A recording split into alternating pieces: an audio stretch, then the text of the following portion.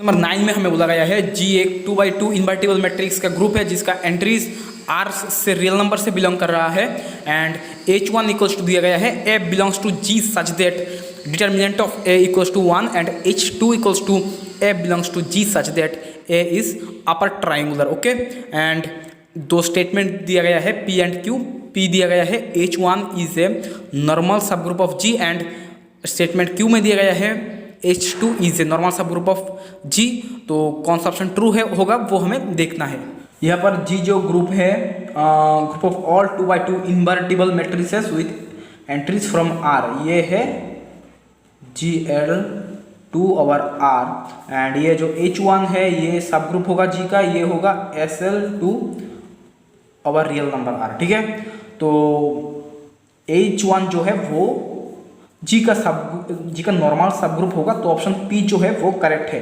तो Q जो statement है इसे हमें देखना होगा, क्या H2 अपर ट्राइंगुलर मैट्रिक्स ये जी का नॉर्मल सब ग्रुप होता है या नहीं होगा। ठीक है, अच्छा सबसे पहले जो हम देखेंगे नॉर्मल सब ग्रुप होने के लिए मान लो कि G1 एंड G2 ये G में बिलोंग कर रहा है, दो ग्रुप, एंड ये जो H है वो H1 में बिलोंग कर रहा है। ठीक है, अच्छा ये नॉर्मल कैसे होगा G का, मैं ये आपको दिखा देता हूँ। H1 H में बिलोंग कर रहा है, तो नॉर्मल होने के लिए G1 H G1 का इनवर्स ये हमें H1 में बिलोंग कर रहा है ऐसा दिखाना होगा। ठीक है, तो एक काम करते हैं, G1 H G1 का इनवर्स इसका डिटर्मिनेंट ले लो।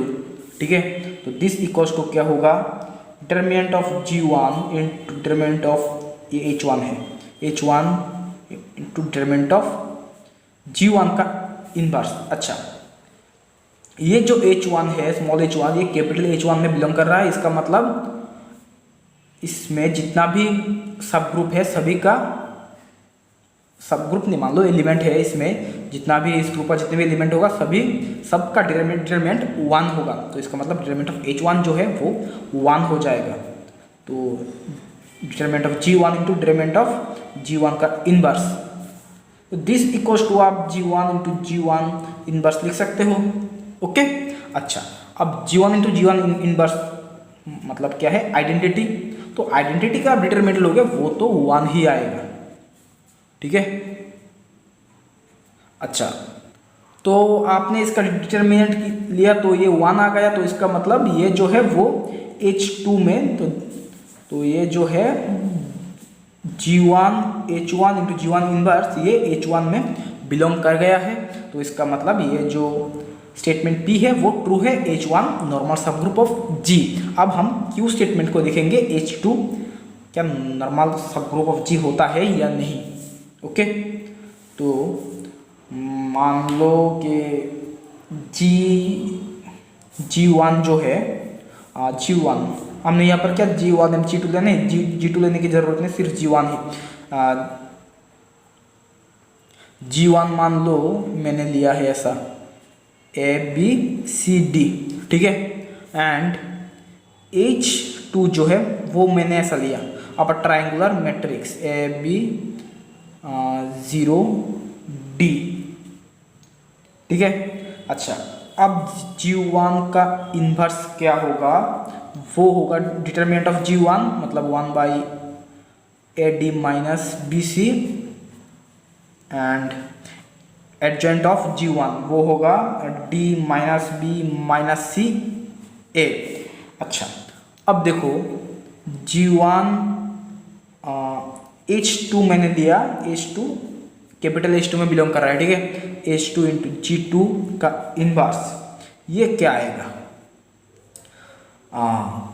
तो G1 इंटू H2 करोगे तो देखो क्या आता है, G1 इंटू H2 करोगे तो आएगा S स्क्वायर, यहाँ पे होगा AB प्लस BD एंड यहाँ पे होगा CA एंड यहाँ पे CBC plus D square into G2 का इन्वर्स, G2 का इन्वर्स, तो दिस इंटू G2 का इन्वर्स, तो दिस इंटू दिस करोगे तो आएगा 1/AD minus BC into S² minus ABC minus BCD, and यहाँ पर आएगा ACD minus BC² minus CD², and यहाँ पर आएगा माइनस A²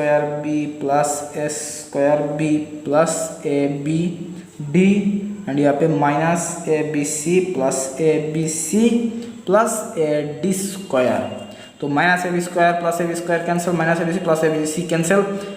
अच्छा, क्या ये देखो, क्या ये अपर ट्रायंगुलर मैट्रिक्स है? ये तो अपर ट्रायंगुलर मैट्रिक्स नहीं, तो इसका मतलब ये जो है this does not belongs to H2, तो इसका मतलब H2 नॉर्मल सब ग्रुप नहीं होगा G का, तो option statement Q is not true, तो option number B is correct, P is true, Q is false. Question number 10 में हमें बोला गया है Z/11Z एंड Z/12Z, इन दोनों में कितना यूनिट हमें मिलेगा वो हमें फाइंड करना होगा। Z/11Z, तो this is isomorphic to Z11 and Z/12Z, this isomorphic to Z12, ठीक है। तो इसका यूनिट क्या होगा? 511, ओके। तो दिस इक्वल्स टू क्या है? 511 इक्वल्स टू 11, देखो 11 टू द पावर क्या है? 11 टू द पावर 1 है, तो 11 to the power 11 equals to 1, तो 11 इंटू 1 माइनस 1/11, तो यहाँ से आएगा इक्वल्स टू 10, एंड इसका यूनिट होगा Z12। अच्छा, 12 को हम क्या इस तरह से लिख सकते हैं? 2² इंटू 3, ओके।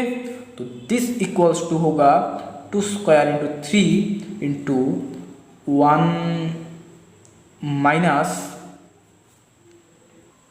हाफ, ये 2 है तो इसलिए 1/2 into 1 minus 3 to the power है 1/3, तो यहाँ पर है 2² इंटू 3, यहाँ पर होगा हाफ इंटू ये 1 माइनस 1/3 मतलब 2/3, ठीक है।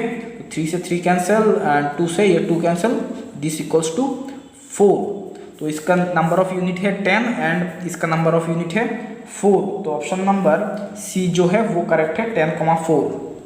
नंबर 29 में बोला गया है G एक ग्रुप है जिसका ऑर्डर है P² एंड P एक प्राइम नंबर है, X बिलोंग्स टू G के लिए Y belongs to G such that XY equals to YX equals to G होगा, ये हमें प्रूफ करना होगा, ओके। अच्छा, इस प्रॉब्लम में हमें बोला गया है ऑर्डर ऑफ G जो है वो P² है, P एक प्राइम है and X belongs to G के लिए हमें एक ऐसा पॉइंट Y G में ज़रूर मिलेगा जो X के साथ कम्यूट कर रहा है, मतलब G जो है वो एबेलियन ग्रुप है, ठीक है। तो हमें G को एबेलियन दिखाना होगा, ओके। अच्छा देखो, G का ऑर्डर है P², तो यहाँ से एक चीज़ देखो, ऑर्डर ऑफ G जो है वो हो रहा है P², ठीक है। अच्छा, तो ऑर्डर ऑफ ZG क्या होगा? ऑर्डर ऑफ ZG जो है वो 1 भी हो सकता है, P भी हो सकता है, P² भी हो सकता है, क्योंकि 1P एंड P², ये जो P² है इसे डिवाइड करता है, ठीक है। अच्छा, एंड यहाँ पे और एक चीज़ देखो, ऑर्डर ऑफ ZG जो होता है वो लेस देन होता है ऑर्डर ऑफ NA से, लेस देन होता है ऑर्डर ऑफ G से, and order of ZG divide करता है ऑर्डर ऑफ NA को एंड डिवाइड करता है ऑर्डर ऑफ G को, ओके। अच्छा, अब मान लो ऑर्डर ऑफ ZG जो है वो P² है, suppose order of ZG equals to P², ठीक है। तो तब जब order of ZG equals to P² तब तो ये जो G है वो एबेलियन हो जाएगा, ठीक है। तब ये लेस देन नहीं होगा, तब ये इक्वल होगा, ठीक है। अच्छा, तो प्रॉब्लम कब हो रहा है? जब order of Z G equals to 1 and order of Z G equals to P. ठीक है, तो मान लो कि order of Z G equals to P है। ठीक है, तब ये जो ऑर्डर ऑफ एन ए है वो क्या होगा? पी से बड़ा होगा, मतलब एन स्क्वायर हो जाएगा। देखो ये तो पी से बड़ा 2p 3p ऐसा नहीं हो सकता, क्योंकि अगर 2p होगा वो पी स्क्वायर को डिवाइड नहीं करेगा तो पी स्क्वायर होगा। ठीक है, अब ऑर्डर ऑफ जी क्या होगा? पी स्क्वायर से बड़ा होगा, मतलब पी क्यूब ऐसा होगा। तो क्या order of G equal P cube है? नहीं है ना, तो ये order of Z G equal to P नहीं होगा। ठीक है, अब मान लो order of Z G equal to है पी 1। ठीक है, order of Z G equal to 1। Okay, तो ऑर्डर ऑफ एन ए क्या होगा? 1 से बड़ा होगा P, and order of Z G जो है वो क्या होगा? वो होगा पी स्क्वायर। ठीक है, तो क्या order of Z G equal to 1 होगा? तो इसके लिए मैं एक देखो, ये देखो order of G equals to, ये एक फॉर्मूला है, order of G equals to order of Z G plus summation order of G by order of N A. And A क्या है? A belongs to, does not belongs to Z G है। ठीक है, अच्छा तो order of जी क्या था? Order of G था P square, order of Z G है 1 plus order of Z G by, मतलब P square by order of N A equals to P. तो this implies P square equals to 1 plus P. क्या ये संभव है? ऐसा हो सकता है? ऐसा तो नहीं हो सकता है। तो ये order of Z G equals to 1 नहीं होगा, तो order of Z G equals to P square होगा। ठीक है, तो इसका मतलब ये जो ग्रुप जी है वो एबेलियन ही होगा। ओके।